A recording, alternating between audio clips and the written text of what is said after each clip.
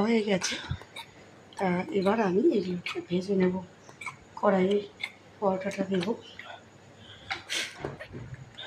গ্যাসটা বাড়িয়ে দিই।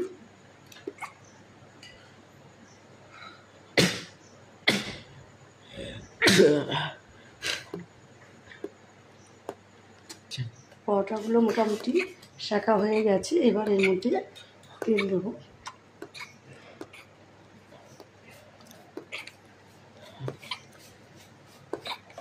তা আমি পরোটাগুলো ভেজে নিচ্ছি।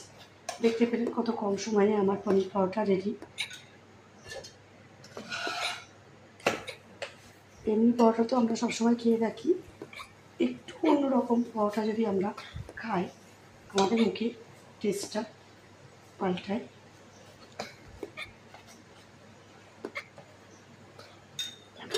হ্যাঁ, তা আপনারা দেখতে পেলেন কত সহজে পনির পরোটা তৈরি হয়ে গেল।